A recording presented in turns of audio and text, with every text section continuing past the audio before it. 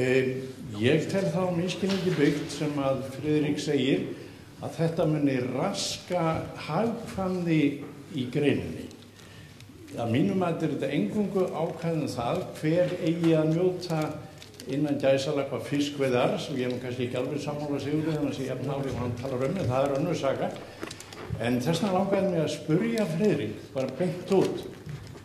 Ef við gefum okkur það, og hann þarf ekki að verja það við andmæla, að það eigi að standa þarna orðið fullt verð eða markaðsverð, segjum að við viljum ekki hvika frá því, en að það sé hvort það sé eitthvað annað þá í þessari lagagrein sem að dregur úr hagkvæmni í veiðum.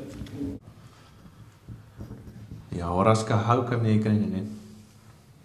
Sko, eins og ég reyndi að koma í kynningunni hjá mér að þá ég nú ekki búin að setja mig alveg ofan í kjölinn ákvæðið og öllu gögn sem að fylgja hana með. Það sem ég sá fyrst og fremst var þetta að það auðvitað verið að fella niður núverandi kerfi og taka upp annarkot uppboð aflaheimilda eða tímabundna samninga og það, sú transísjón náttúrulega felur í sér ákveðna óhagkvæmni til að byrja með. Það þarf að umbylta kerfinu. Það auðvitað raskar hagkvæmninni þar. Síðan þarna tala líka bann veðsetningu. Kannast við þá umræðu, hún átti sér stað í vor.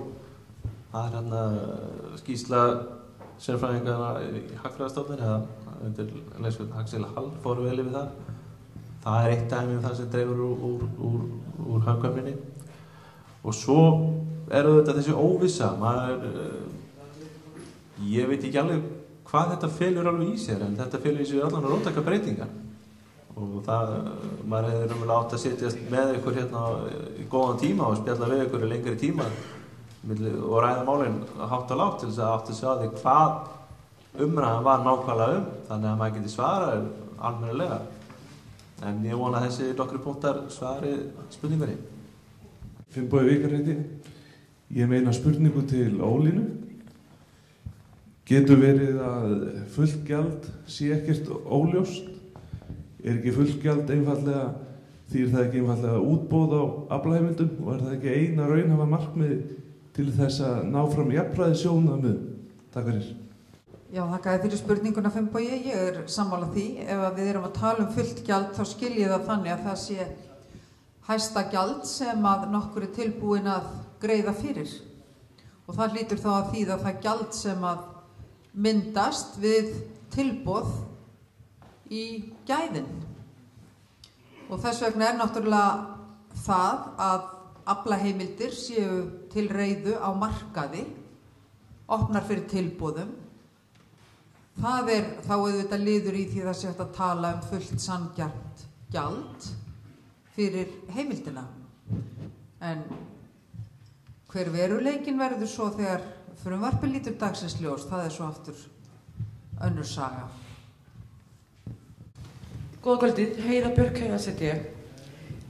Mér langar bara að nota tækifæri að því ég hef aldrei haft tækifæri til að spyrja menn eins og Friðrik og Örn.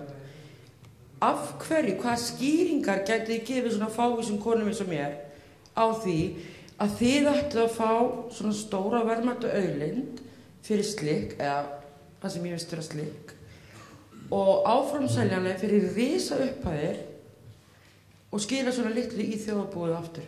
Og af hverju ekki þið að geta staðið eins og hverju varðhundar í vegi fyrir því ef að mig langar til þess að kaupa mér einhverja gamla trétrillu og veiða fisk?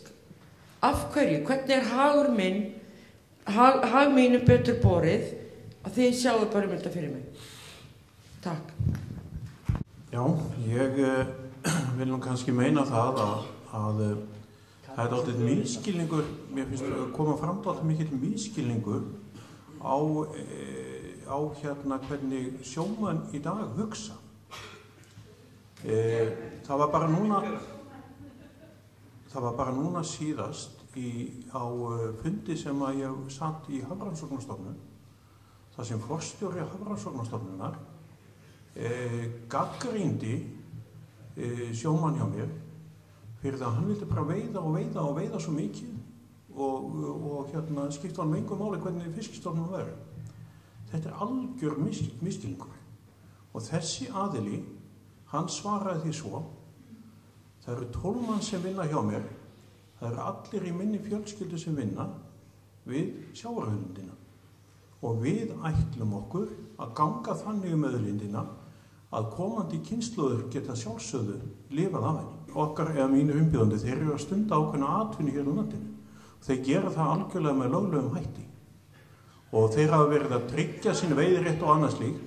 Nú stendur fyrir dyrum að breyta stjórnkerfi fiskveiða og tryggja betur að þjóðin eigi kvótann eins og kemur fram í lögunum, og ég kom alveg algjörlega inn á það áðan, að Landssamband smábátaeigenda, við höfum ekkert á móti því, en við viljum að sjálfsögðu hafa okkar veiðirétt, þó að sjálfsögðu séu ýmis sjónarmið í gangi sem gefur mönnum tækifæri til þess að komast inn í atvinnugreina. Og ég vil meina til dæmis eins og strandveiðikerfið, það gefur hverjum og einum tækifæri til þess að hefja útgerð. Hann þarf ekki að eiga kvótann, hann þarf einungis að eiga bát til þess að geta farið út að sjó og fiska og lagt upp afla og selt hann og haft þokkalega tekjur af.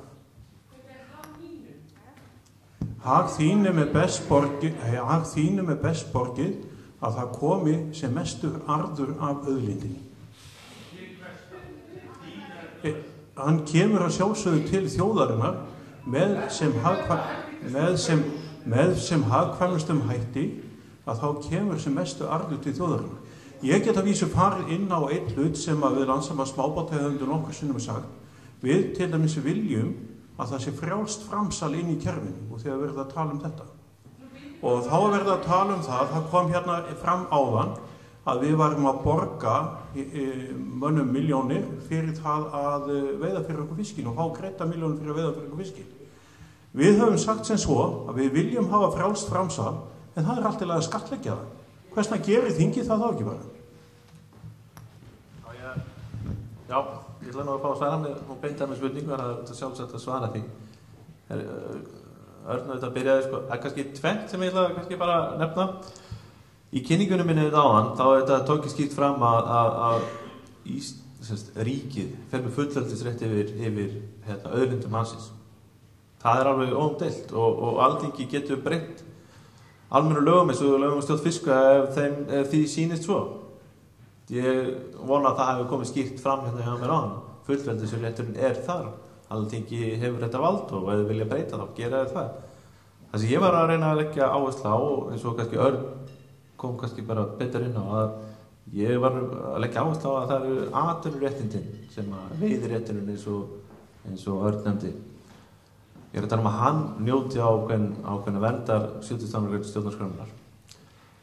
Ég ætla bara að nefna ef ég man þetta rétt, þetta er nú oft í bæklingum og annað, en það fer 80% tekna útgerðarinnar fer í laun, skatta og aðra þjónustu, og þá maður tala um olíutryggingar, launaliðurinn er nánast 40% og það eru þetta skattar og opinber gjöld og allir þessu pakki sem að fylgir því að vera í útgerð og í rekstri, og þá ekki bara við útgerðin sem slíka, þetta er bara allir atvinnurekstur. Þannig að ef ég man þetta rétt, þá er kannski eitthvað svona 20-25% eftir þegar búið að borga laun og fasta kostnað, og þá er eins og Sigurður nefndi, þá eftir að borga 5-10% í arð og þá eftir að borga vexti og annað fjármagni, þannig að og það verður þá þessi hagnaður sem verður þá eftir, og það er þá mættir hann sem verður að handla þessa veiðigjalds eða þessa auðlindarendu, en ég vona að þetta hafi eitthvað svara spurningunni þinni.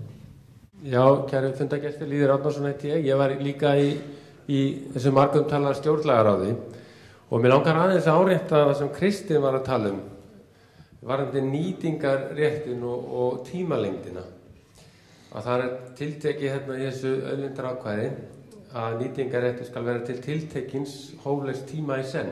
Þetta var rætt töluvert þetta í ráðinu og jafnvel kom til tals að setja hann inn ákveðna tölu, einhvern árafjölda. En þetta var samt niðurstaðan vegna þess að við erum náttúrulega ekki bara að setja þetta ákvæði sjávarauðlindina. Það er líka verið að tala til þess orkuauðlindir og þar gæti verið allt öðruvísi nýtingartíma ræða heldur en í sjávarauðlindi. og jafnvel geti verið sko margskonar nýtingarétti að ræða sjávarauðlindinni, jafnvel smábátar geti verið á allt annan hátt heldur en stórútgerðin. Þannig það var vilja gert að hafa þetta til hóflegs tíma í senn, til þess að ákvæðir almennt, en við gerum það náttúrulega í trausti þess að það ríkisstjórnir sem við taka í framtíðinni, þær munu virða á þann hátt. Og spurningin mín til þín, Kristinn, þér rórra eftir ég útskýri þetta svona? Varandi það sem líður, jú, mér rórra eftir útskýringar lýsinni, mér aðalega rórra ef að líður fengi einhverjum það ráða að hafa þetta eins og hann vill þetta verði. En það sem að ég þekki nú orðið lögfræðina og suma stjórnmálamenn minnstakosti, þá veit ég að menn munu örugglega finna sér leiðir til þess að túlka ákvæðin öðruvísi en líður vill að verði túlkuð.